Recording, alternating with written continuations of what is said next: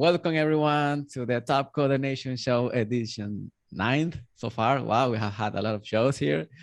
Thank you for making it here today, for joining us live to this great episode with our beloved member, Satya. She's known as Picachui, her handle in the community.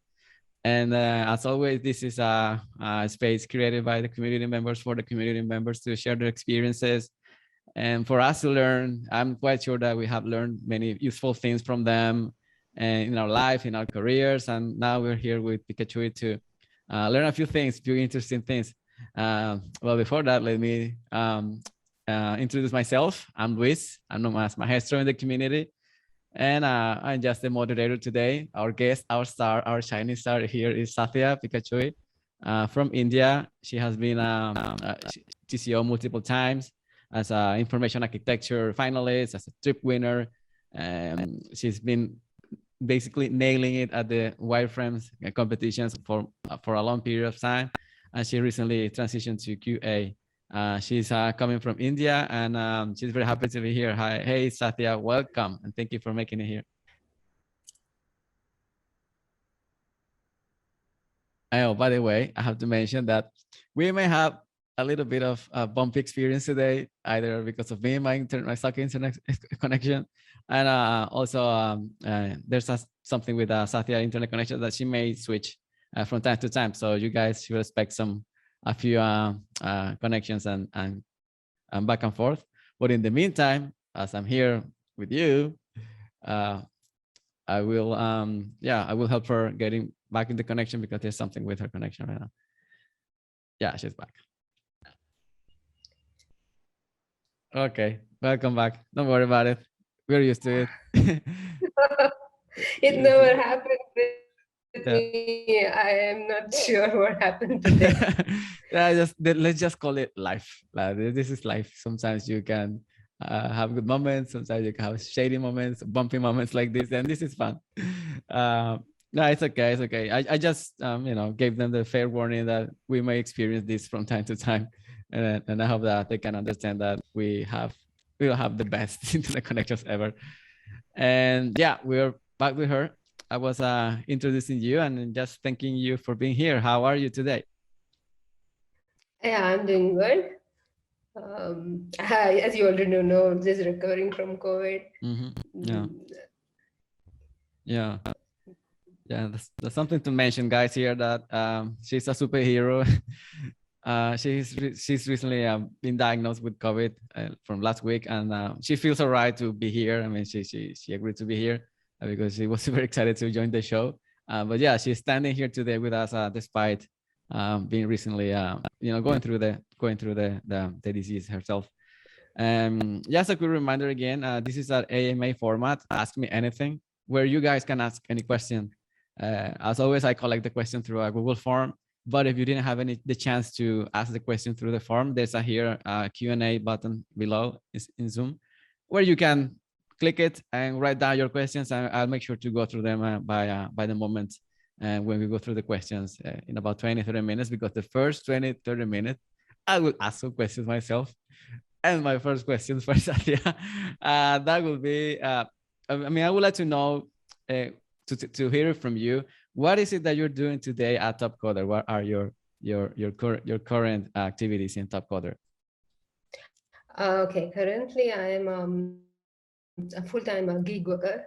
Yeah, so I am doing QA for our Topcoder platform. Okay. So it's a 8-hour gig, so it takes up most of the time. So I'm not into competing so much, and that's it. Wow! You see, I'm learning new things today here because gig worker from the platform. So that would mean that you specialized somehow in QA, right? You had to go through competitions, or how was that process for you? Yeah, to be truthful, I do not have that much experience on challenges on QA. Tried to, if you see, I have actually competed only in the Microsoft challenges before I started working on these internal gigs. And I have run a few QA challenges as a co-pilot. But as a participant on the QA track, I don't have that much experience, to be Yeah. honest. Yeah. Well, but I guess, I mean, you went through the process of installing the tools, the recording Yeah. tools, and then Git, and then logging issues in GitHub, and all this process, and and you use it as a copilot to to then know what other people need. And well, something that strikes me as as very interesting as well is that you come from a design background, at least as far as I know, as I see you working in Topcoder and running challenges and winning challenges. Let's say like your strong suit was wireframing in design, and how does this bend together with QA? I mean, does it help? That it doesn't help? I mean, from your point of view, how do these mix up together? Actually, if you see on the surface, they look like completely different tracks. Like one is something which happens right in the beginning of the of a product's life cycle, right? Wireframing, even for design, and the QA happens right in the end of the same thing. But then, if you see, both actually involve. Okay, let me try switching on the audio video. Let's see. Okay, so basically on the surface it may look like two completely different tracks, but if you see, I have seen a lot of similarities, and I have seen I feel like the one of my strong points is understanding requirements. Mm-hmm. That is something which is very important in both of these tracks. Mm-hmm. What the client wants, that you'll be surprised at how many things people get wrong in Mm-hmm. even that communication. So when you know what the client wants, then it becomes clear, either when you're doing the wireframe or when you're actually testing, Mm-hmm. what to test or where to look for effects. And the other thing is, both these tracks, right? They do not require much of a technical skill and technical background. Mm-hmm. All you need. And QA is more of a detective work, like when you like Detective. That's fun. Victoria says, like something is wrong. It first comes to me. Okay, somebody's facing a Mm. weird thing happening on the platform, and then I get to think. Okay, what could be the problem? What is the last thing that we released, and what are the um, what could be the cause of the problem? So I do a lot of that at present. Trying to Mm. find out which is the root cause, and then you go to the person who is supposed to fix it. Yeah. We have series inside. And So this is why developers hate QA people. so if you say, like, generally, this is not working, right, nobody will take up the responsibilities, and then Mm. you'll have to go with the proof, like, this is not working because of this, and this Yeah. and this because of your change, and then they'll have to take it up. Yeah. And how So do, we by the way, how do you deal with that? And with these guilt thing, or I don't know, accusation, because there's a little tone of accusation when you said to someone, hey, this is not working, let's fix it. This kind of like a thing now, like a developers hate QA people. And how do you deal with that when you have to communicate someone that something's wrong? I always use the word we, we say, the thing that we released last week, it looks like it's broken something. Fix it.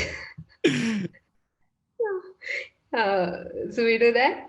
And in the last 2 years, when I'm doing this gig, I've learned a lot of what is going on behind the screen. So Mm-hmm. these systems all interconnected. So what breaks down, what will affect something else.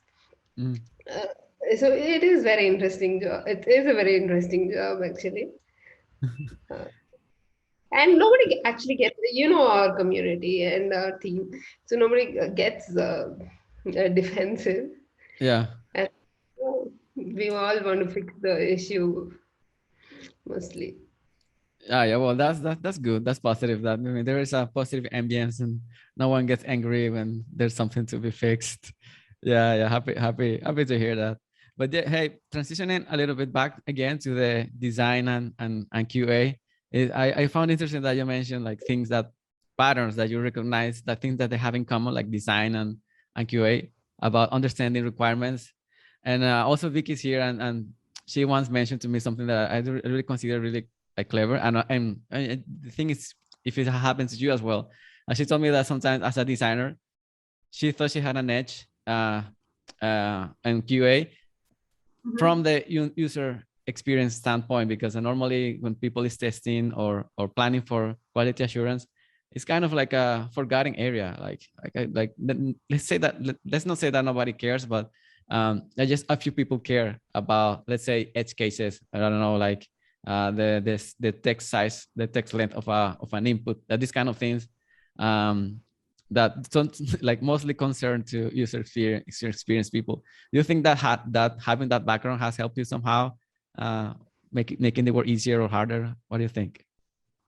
Uh, I see what you're saying. Like, I have seen like designers basically who can just look at a screen and immediately like data it if she sees one of her outputs, and then she'll point out 10 things wrong with it Yeah. in minutes. I don't have that ability. Like more, I'm more functional. Yeah. I something functional device is not working, Mhm.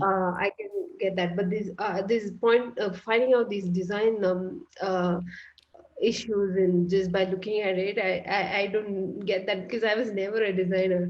Even though I was into wireframing, it's design is your general path after. Most designers do a bit of wireframing, and wireframers also do designing. But I never did get to learn design, even though I did try in the beginning.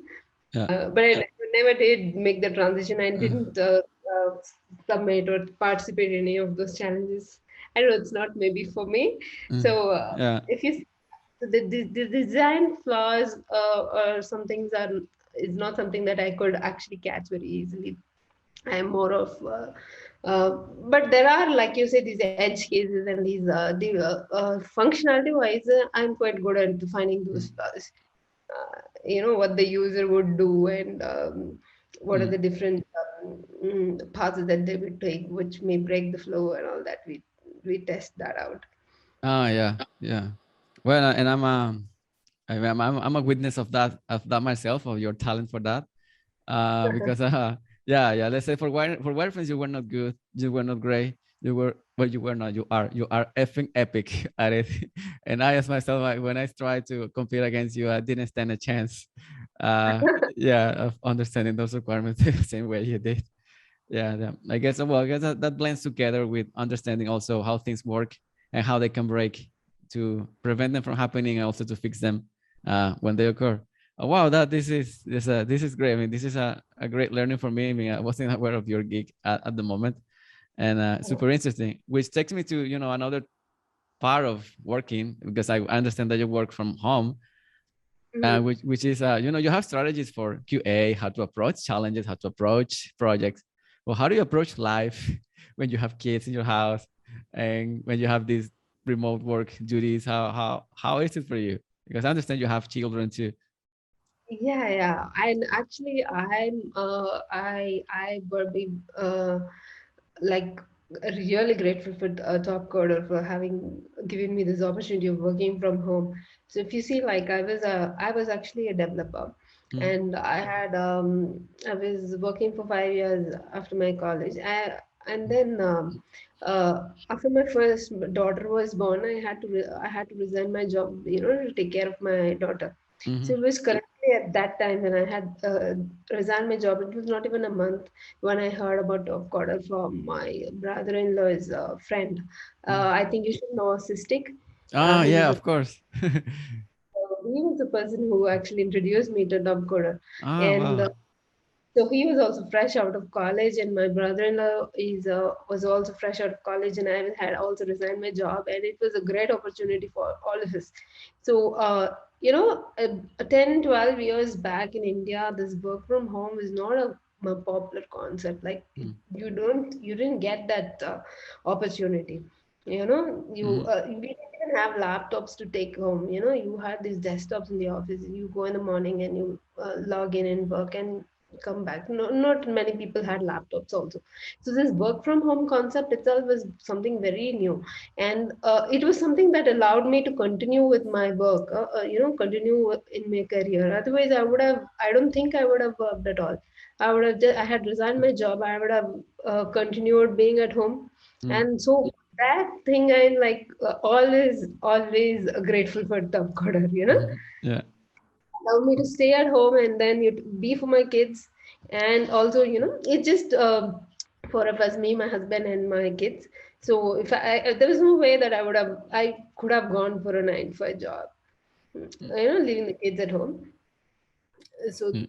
uh, so it was a positive experience for me, uh, work from home. And Yeah. challenges from work from home, that Yeah. is always there, but it had a lot more advantages than disadvantages.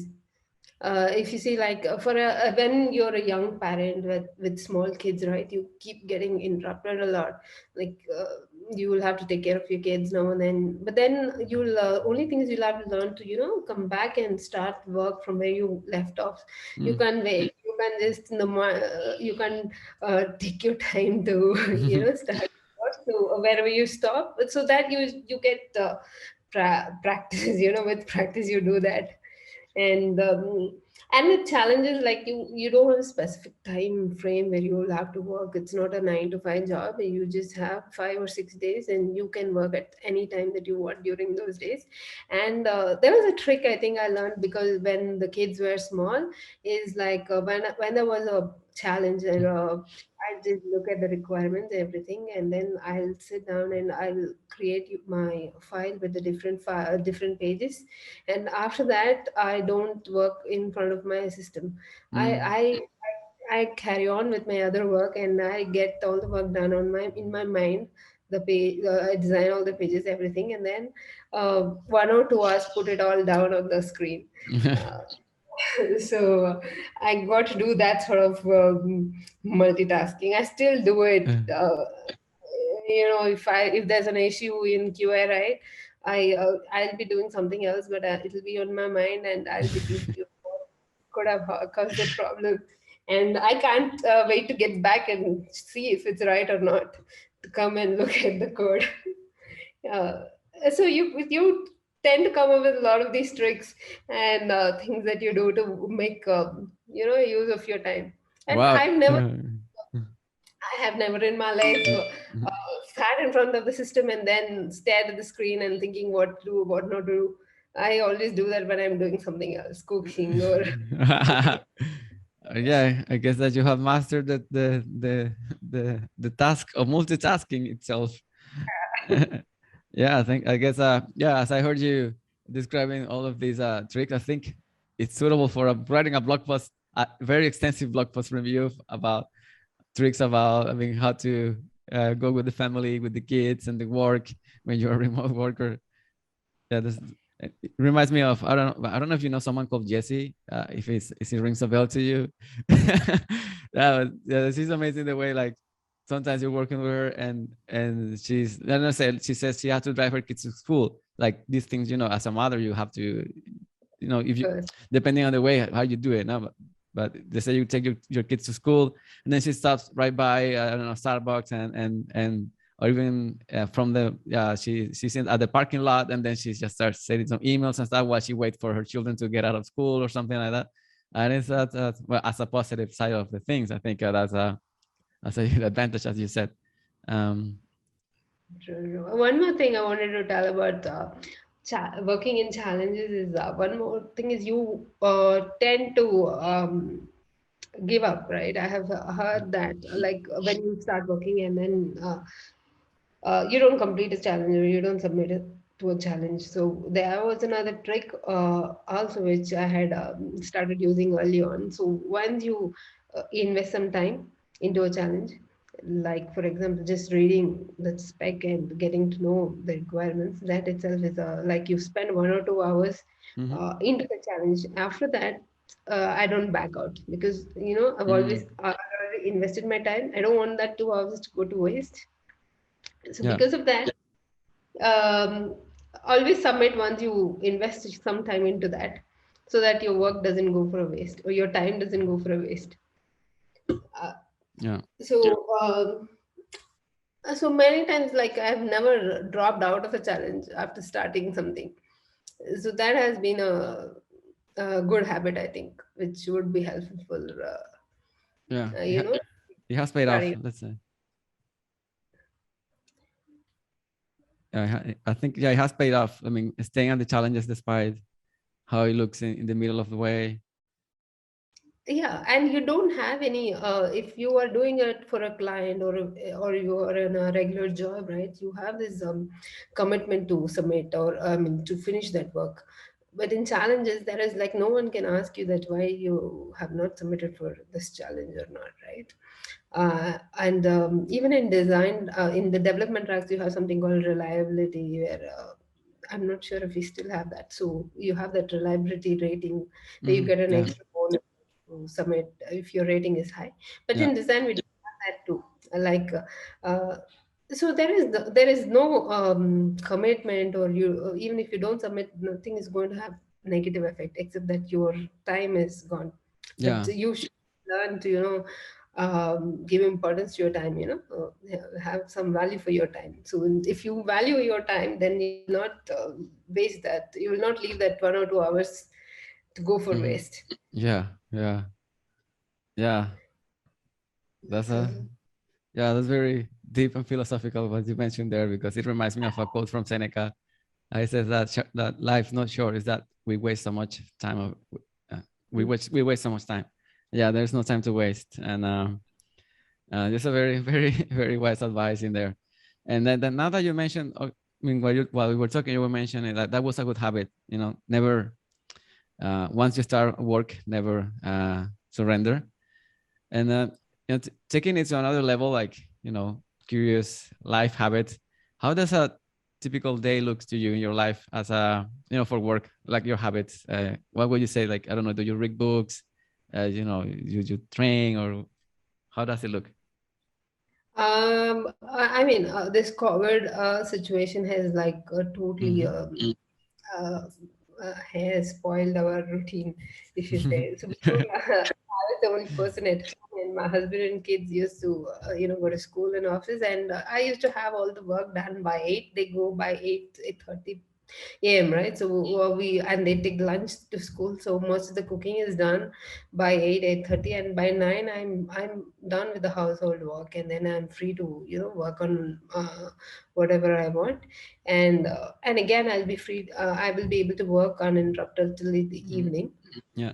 Yeah. But now it's like everyone's at home, and so there is no proper schedule. The only thing I try to do is like try to have my evening walk of around 1 hour. Mm. So that is something which I try to go out of the house, because we are always, and especially me, Yeah. I'm always home. So I try to go out every day for an hour's walk. So that is one thing I'm trying to keep Yeah. doing. And otherwise, it's my day is like a mix of you work and household chores, and that's it. And as for a time pass, like when I was younger, I used to read a lot. Mm. Now it's mostly TV. Yeah. uh, so that's it, nothing special as such. The- Reading, I do read now also. mm, So reading is one of my great loves. yeah. Do you have any suggestions on TV shows? Did you watch? What do you watch? The TV shows or? TV shows as I watch everything. It's like I watch Indian soap operas to mostly comedy and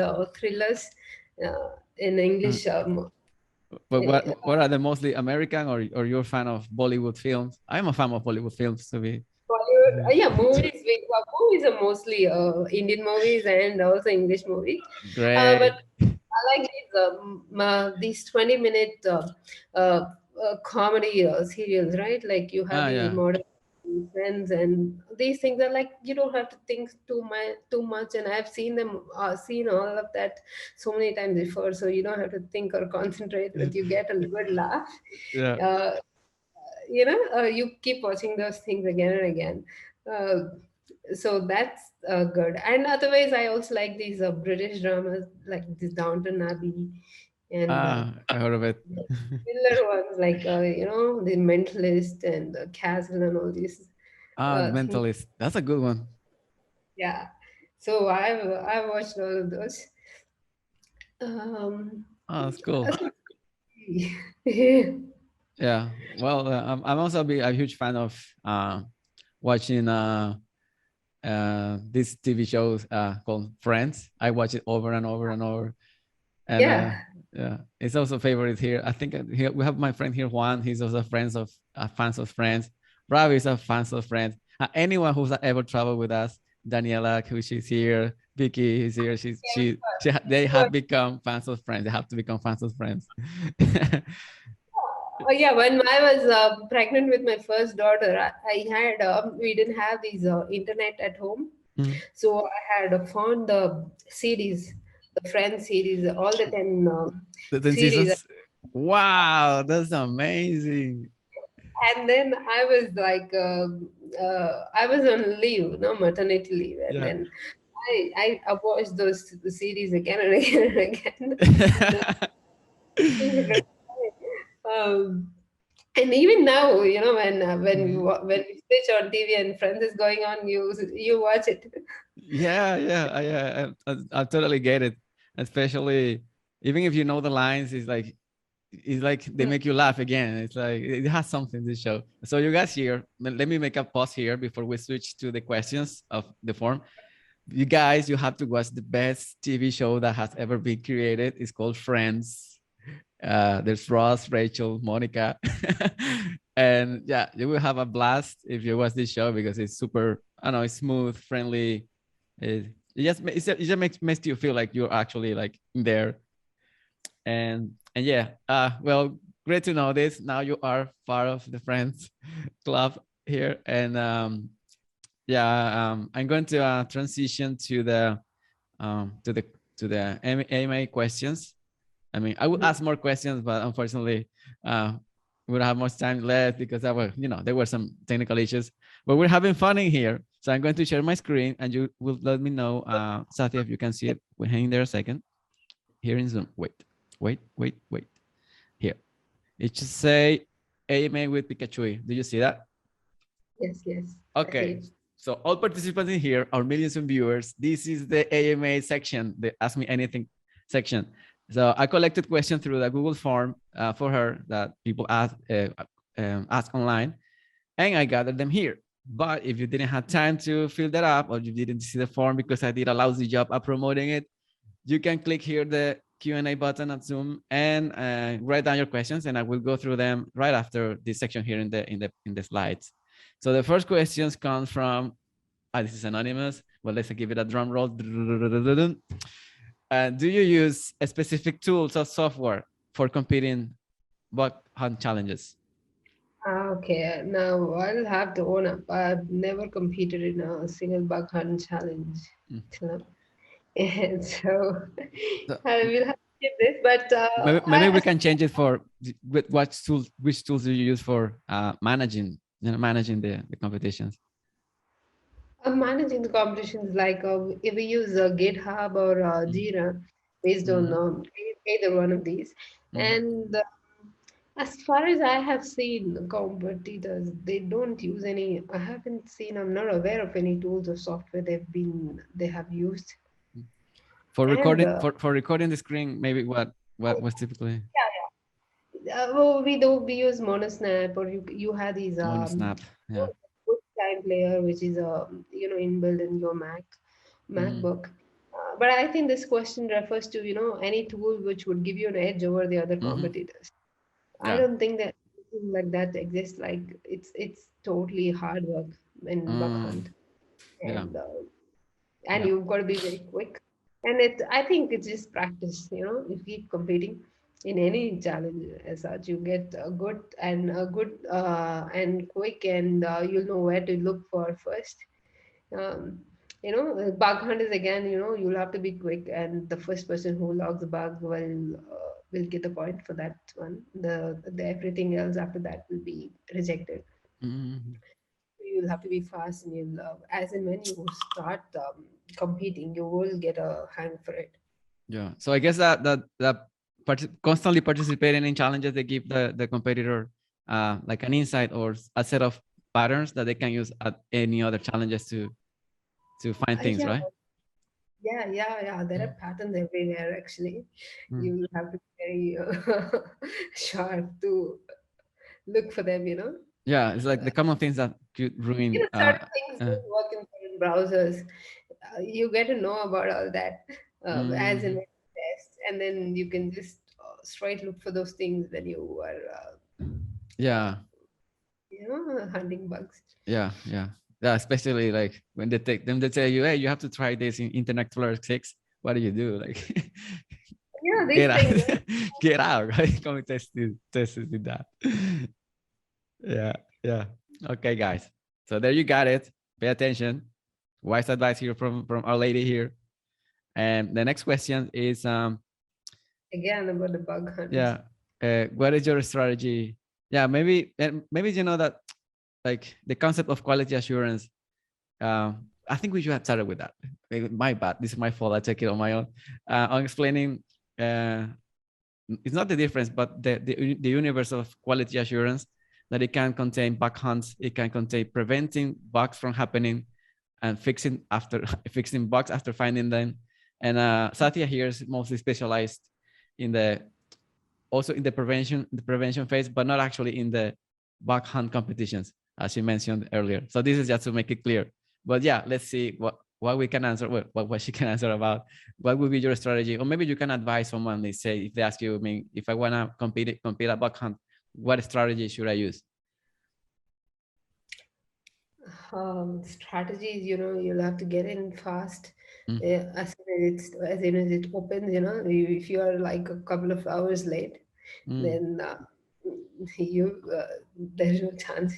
So you'll have to start in the beginning, and again, it's experience. Um, what else to say? You'll have to keep competing to get better as in any challenge. And like I said, I have not competed in Bakhan, mm, so I don't have any strategy yeah, uh, in that. yeah. Well, if I can summarize quickly, I will be one, getting there fast when you see the competition, don't waste time, because there are a bunch of other people also trying to find these bugs. And two, second, yeah, is to participate, to develop this experience that you need to create these patterns or mental models where you can, develop like a certain list of common cases, like how does typically a form breaks, or like, and I guess that after participating, you get experience, and then you know what to look for. So getting there fast and build this experience that you need to get more prolific at it. Great. I think these questions come from Swapnil. Okay. Yeah, I think what's the essential skills a QA must have in order to present himself with SDET profile for interviews? If you ask me, I don't know what that means. I'm honestly ignorant of that. The NCET profile is something which is it's something new. It's like a software development engineering test. It's like a Uh, benchmark. yeah, and I Ah, was also not much familiar with this, but then when I actually did look it up, and it's exactly what I'm doing now. mm, Uh, so Swapnil, so it's something like you do need to for an SDET profile, you do need some sort of experience in both QA field and also as a developer, mm, right? And so it's basically Louis, where you are both a developer and you are in charge of the testing. So what you'll have to do is like you will have to be familiar with the technology stack which of the platform that you are testing. So like um, so you know what, and the architecture of the product or system that you are going to test. And apart from that, there is a lot of coding involved in this profile. So one thing is like you should also know about the code, and you should be able to do code reviews, and you should be able to make sure that the code itself is good. It's not just a white box testing, like you'll have to know. Um, it's not a black box testing. I Mm, mean, it is a white box testing, and you will have to know what exactly the code does, and whether the code um, is a good robust code, is it scalable, etc. Apart from this, you will have to write your own code also sometimes. Like you should be able to design automation frameworks, like, and you'll have to first decide whether you want to automate your test cases.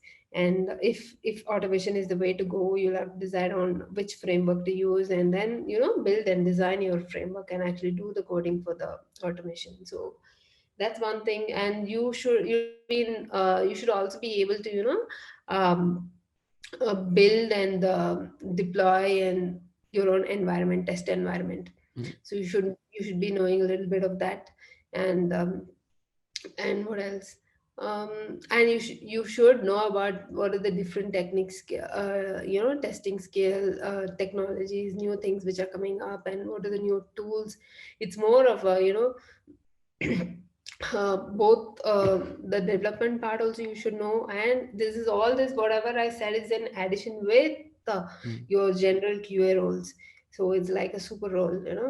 They want to Wow. get they want to know everything, and it has more responsibilities also. It's not like you get into the testing only, and you'll have to be you should be able to give inputs even from the design and the architecture part of the product life cycle. You should be able to um, be aware of the whole everything basically they want in this profile. So from the Wow. beginning, you'll have to be able to give inputs when they are doing the design and the architecture and the development, and then finally you get a sign off on the product once you've done the testing. Wow, man. This is wow. There you have it, Swapnil. I mean, me, I wasn't aware of this, but it sounds like a very sensitive and important responsibility to have. I mean, Yes, yes, yes. mm, wow. Well, there you have it, Swapnil. I hope you took your notes. I mean, and everyone who's aspiring to become a prolific at QA. So we have our next question. Ah, this one is fun. You know that we published in the Top Coordination group on Facebook, like what was the meaning of your handle? And I think that question came like we didn't reply it. Well, yeah, I guess that someone remember and posted it here. What is the meaning of your handle? Picachui, by the way, for those who don't know. So it when I registered, like it was, I didn't expect this to be such a long Long career, yeah. thing. And so you know that Pokemon Pikachu. It's a what is it? Pokemon It's is not is it? exact spelling, but it's supposed to mean that Pokemon. I had actually bought stuffed toy of the Pikachu from my first salary, and I Mm. always felt that it was a lucky uh, mascot sort of thing. So Ah. I had a couple of stickers in my room of Pikachu, and so I had just named that as my handle. I think it'll have such a mm, long-standing Yeah. you know. Ah, okay. Yeah. So it has to do with the Pokemon. I wasn't sure. This is, but I'm glad that now we're clear. We clear it out, guys. Okay. Let's go through our next question. And I suspect this was anonymous, but I suspect this comes from Jesse. Jesse always asks this type of questions. What is your favorite place in India? I think I should say my hometown, Ooty. Uti. It's a small, yeah, it's a small hill station, a tourist town Oh in wow. South India. And I've lived there from till my 16 years, or when I was 16 years old, and then we moved somewhere else. But we still do visit. It's just a couple of maybe 7-8 hours drive away, so we still do visit Ooty, like whenever we can. It always Mm. has the place where you grew up in, and it's actually a very beautiful hill station. Wow, I like it. Is it south, like close to Kerala, or? Yeah, yeah, it's closer to Kerala actually. It's on the same Western Ghats. And Oh, a fun fact about it, let me see, like it's called the hills are called Nilgiris. Nilgiris means blue mountains, oh, and wow, sounds beautiful. they have a flowering a plant. Okay, it's called a Neelakurunji. It's a blue flower, and it flowers once in every 14 years, and it's Wow, man. flowering plant. So all the plants flower at the same time, and those are tiny blue flowers, and they are found on the mountains, and that whole mountains become blue. The one, Wow, that sounds great. That's beautiful. and that's why it's called as Blue Mountains, and that is it has been its name, And I have never seen that bloom. I really wish to see it. Well, And it how many years? How many years we have to wait? When was the last time it I think blows? it's this year. I saw the photos like around 2 months back, but we were not able to go and visit. So I think Oh, we'll have to wait for the 14 years. oh man, yeah. Bloom is over. Oh man, yeah. We have to wait. Oh, that sounds like a lot of time, but yeah, it's worth waiting because it sounds so beautiful. Yeah, it sounds. You should look up for the pictures Yeah, of it. we're gonna need pictures of that for sure. I'm gonna bother you with that for the interview notes. And yeah, also here worth mentioning, like my Brazilian friend Vicky. She's from Brazil, Romania. I don't remember. She lived in Kerala. Just so you know. Okay, next question. Um, oops, that was the end of the live chat questions of the phone questions. Now we're gonna head up to the chat questions. Let me close this, stop sharing, and I'm going Mhm. to open my Q&A here. We have several questions here. Wow, like 6 questions. My question is to Sathya and Luis too. Is any big TFS in Shift? Oh my God, I have to paste it here in the chat, and then you're gonna have to help me, Sathya, because this is this. I can see that. Actually, I can see those questions. Yeah. Um, Is any big TFS in Shift app like challenge in pipeline for QA Topcoder? okay, this was a challenge which I had actually started working on, which I told you about, which I had stumbled upon, Mm-hmm. and so it's like a long-term one it's been running for 3 years. It's planned for 3 years. I think it's on the 2.5 years gone now. Unfortunately, I don't think so. I have not heard of any such future projects Oh, coming okay. up. Okay. Well, once we know, we I guess we'll let you know. Another question from Swapnil is one more. How do you balance your roles in day-to-day life as a parent, as a QA, as a QAer, like time management, stress management, both roles, as a parent and also as a QA manager? Okay. How do you manage your I time, stress, and stress? Yeah, as a QA, I don't think we have that much stress. That's one of the advantages of being a QA. Like, of course, there's a little bit of stress when something goes live because you are, of course, responsible for signing off something. But when something goes wrong, well, you're not the one to fix it. So, Yeah. so, um, so there isn't much stress as of now. And there is this balance is something which is very important. Like you'll have to make a conscious effort, to separate your family time with your work time, especially when you're working from home. It all tends to merge together. Especially we don't have a 9 to 5.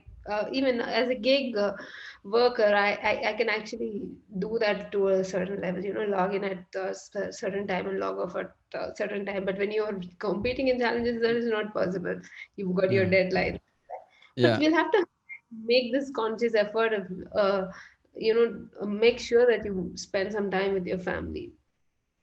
That is something you'll have to do, but general course and everything gets done as part of your thing. But for your fun time or whatever you have with your family, that you'll have to make that effort to make the that time. Yeah, and which leads me to the time management question. I mean, because how do you plan your day? I mean, do you plan like a section of the day to spend with your family, a section of the day to work, or as it comes? How is it? Because Swarnil mentions that there's a little Now, stress that comes with deadlines, with customers and deadlines. now the kids are my kids are grown up, sort of they are 10 and 13. So Mm, during the day, for a weekday, everyone does their own thing, they have the classes and they've got their friends to play with, and me and my husband, we have our work, and then we have our TV. So but then we have these especially this is a habit we started during this lockdown period. Two things we do. One thing is during the weekends, like now that we cannot go out and all that, we have started buying a lot of board games, mm, and now they're also quite big enough to play without cheating and all that. We play Monopoly, or we buy different games. Like every 2 or 3 months, we buy a different game, and we make mm, sure like we have these game time during the weekends, mostly mm, at yeah. around 6 to 7 hours, combining both days. So that is one thing. And another habit which we did was because we all the restaurants were closed, last year. Mm, So we got into habit of cooking, like cooking something like a restaurant meal for the kids, and we never used to tell them what it was. And used to try something which is completely new, which none of us have tried. We could, even though the restaurants and everything was closed, we could still get anything delivered. All the mhm, ingredients. And all that. So we used to cook something different, and we even had both me and my husband like to cook, and we even had these master chef sort of challenges. We asked the kids to mark our dishes. We both did one dish each, and they used to give marks. And otherwise we'll just make specific meal, a restaurant type meal, and then have it. So that would take up your time, whole weekend, one yeah, day planning. definitely. So these are fun things we do with the family, which is it's something you'll have to think of what your interests are, and Mhm, do yeah, something like that. yeah. Well, there you go, Swapnil, for managing the stressful situations at working from home. First, you must have kids. Second, you have play. You have to play. Work hard, play harder. They say, and this way, you find ways to, maybe release some bad energies if there are any, of course. Okay, the next question would be anonymous. Is this person is asking, she or he, is Topcoder your full-time job? Yes. Yeah. It's been my full-time job for last maybe 12, 13 years. And You joined like 12 years ago, yeah, I 12, think in 13 years. 2009, 8 Yeah. or So 9. since that means that ever since you joined, you quit your job and then you never look back. You just stay at Topcoder. Yeah. Mm, And it's been, I think I took a year break, I think, when between wireframing and QA. mm-hmm. And other than that, it's been my full-time job. Wow. Well, there you go. We have another one from Robinson. He asks, how do one have to be fast in responding in QA bug hunt? I always find I'm slow finding the bugs. I think you'll have to practice. Practice, yeah. This is Practice. the all wisdom advice. Practice. Yeah, Yeah. yeah. Even when bug hunts, that's why I never did participate in one. You never know where you take your the time to find a bug, and then by the time you log it, somebody else has already done it, and you don't have Mm. time to go through the list of existing log bugs to see if somebody's already logged it also. So I sometimes feel like that maybe that's why I have not participated in that. I don't want my time to go for a waste, sometimes. Yeah, yeah. Well, But if there are, but I have seen a lot of people, Mhm. consistently winning in bug hunts also. So I think it's practice. Code Practice. Jam, I think SD Gun, Nitya's World, they have all, I have seen them participating and winning in a lot of bug hunts. Yeah. I think Code Jam, he came one of the first also candidates to be interviewed when I ran a poll like I don't know, a few months back. he was actually the third. The people wanted to learn how these things about backhand. Well, if I can make a quick summary of about things that Satya already said about strategies for backhand, I will be two things that kept in my mind. One, enter fast. We try to be the first person who joins the challenge, and second, build experience through more competition, because then you develop these certain patterns, and then you get to know, then you get familiar with the typical common cases of what people can do growing in building forums and stuff, and then you just go for that and try to be the first person who logs that. But again, this is coming from me, what I understand from Satya. Okay, but Yeah, you're right. yeah, okay. And the next question would be, okay. Khorjam and SDKN are all also gig workers for Mm-hmm. Topcoder. Oh, wow, yeah. Another questions about your handle. Well, since we did reply this one, this person asked, how did you come up with your handle Picachui? You see that this was a very common one. And we have Daniela. She changed her name. I don't know why. Is it difficult for a designer to move to QA and learn? Uh, I don't think so at all. It's just that you should have that interest in QA. Once you are interested in QA, it's not difficult at all to learn. When I started working in this gig, I didn't know anything about the back end of Topcoder. I just knew Mm-hmm. about our community app. I didn't know about all the other apps, the supporting apps. And but once you start working, all the code is open, right? It's in GitHub. You start digging into that, and it's my curiosity that I look into the code always. But then it's actually not 100% necessary that you should know Mm-hmm. about coding. Also, you can actually do only functional testing, and it doesn't require any deep technical knowledge. So I think it's not at all difficult actually to if you see, development track does have a steep learning curve, especially for challenges. But but I didn't have even wireframing, conceptualization, and QA. These are the three tracks I've been working on, and none of these three tracks actually don't have that steep learning curve. Mm-hmm. Actually, start learning from the beginning itself. Yeah, there you have it, straight from the source. Let me see. We have, okay. Yeah. Wow. I think if I recollect correctly, this would be, I think, the AMA with more questions from our audience ever. The people was very engaged, and I'm happy to see that.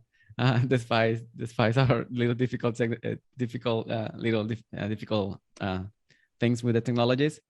And okay, I think we have reached to our sadly to our end. Again, guys, I want to remind you what our hero here has done today. She just came out of, she's she's just she's coming out of COVID. This is why you hear her voice a little bit, like that. And yet she took the courage, and she was very excited to be here. She didn't want to miss this show, even though we tried to make her postpone. But no, she's here. She's making it here, and I want to thank you with my big heart for making it here today, Sathya. It's been a great experience having you here, learning from your journey and your tips, your wise advice. And yeah, thank you for making it here. If you want to, I don't know, say anything before leaving, the microphone is all yours. Thanks a lot for having me, Lois. And I never say no to anything with the to do with the community. And I just want to add something over here about the bracket club. Yeah. So I just to bring some awareness to that. So Mm. this bracket club is something which Jesse has started, and it's a non-profit organization. It's something by the community, to the community, for the community. So please check it out, thebracketclub.com. And so Topcoder has given so much to all of us. Like, it's a good opportunity to give back to the community. And like the as gig workers, right? We do not have much of the benefits that the normal employees have. Like, Mm-hmm. we don't have paid leave, and we don't have these health insurance or any other benefits and all that. So when something goes wrong, the community has to support itself. So it's a good, great, or say initiative taken by Jesse, and so please check that out. It's just the bracketclub.com. Please look it up. And Jessie and she, I love you, Jessie.